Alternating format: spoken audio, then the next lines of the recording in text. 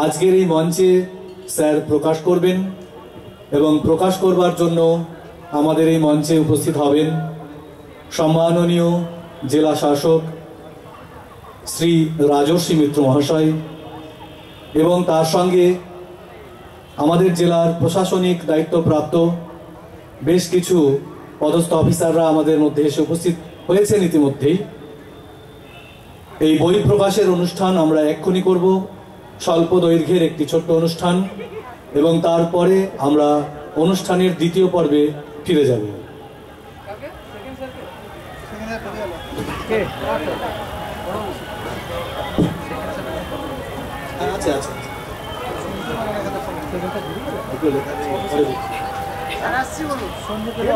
এবারে আবৃত্তি পরিবেশনায়, একক আবৃত্তি পরিবেশনায় মঞ্চে আসবে শুভশ্রী ভট্টাচার্য।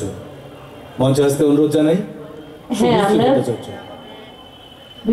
বই প্রকাশের অনুষ্ঠানটা অবশ্যই আমাদের হবে, কিন্তু সেই সময় আমাদের একটু প্রস্তুত হতে হয়, একটু সময় নেব। সেই সঙ্গে আমরা এগিয়ে যাব, অনুষ্ঠানটা এগিয়ে চলবে। একক আবৃত্তি পরিবেশন করবে শুভশ্রী ভট্টাচার্য এবং তারপরে আমরা শ্রীপর্ণার গান শুনব। শ্রীপর্ণা মুখার্জি মঞ্চে আবৃত্তি পরিবেশন করবে শুভশ্রী ভট্টাচার্য। হ্যালো,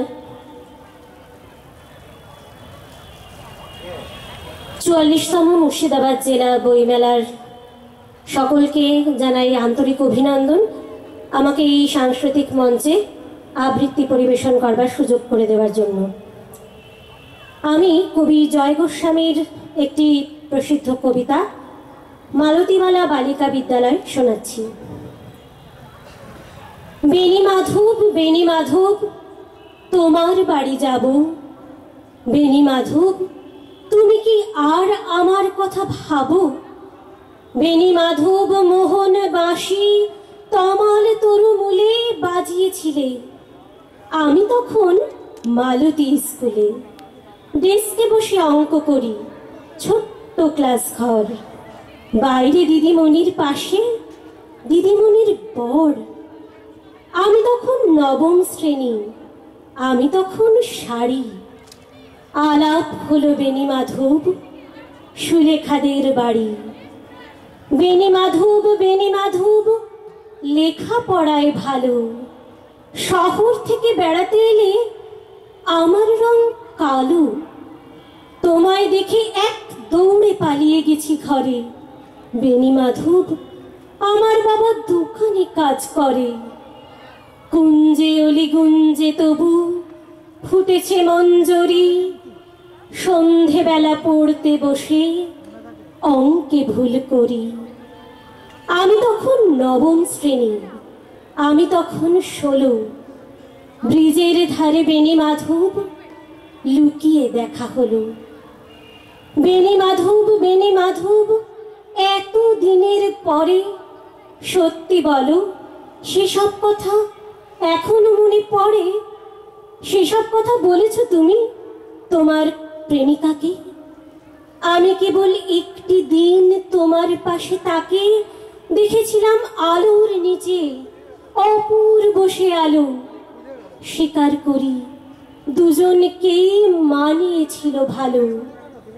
জুড়িয়ে দিল চোখ আমার, পুড়িয়ে দিল চোখ। বাড়িতে এসে বলেছিলাম ওদের ভালো হোক।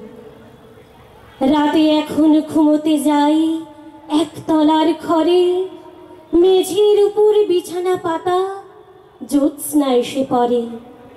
আমার পরে জীবন ছিল চোরা পথের বাঁকে মিলিয়ে গেছে। জানি না আজ কার সঙ্গে থাকে। আজ জুটেছে, কাল কি হবে? কালের ঘরে শনি। আমি এখন এই পাড়ায় সেলাই দিদিমণি। তবু আগুন বেণী মাধব, আগুন জ্বলে কই?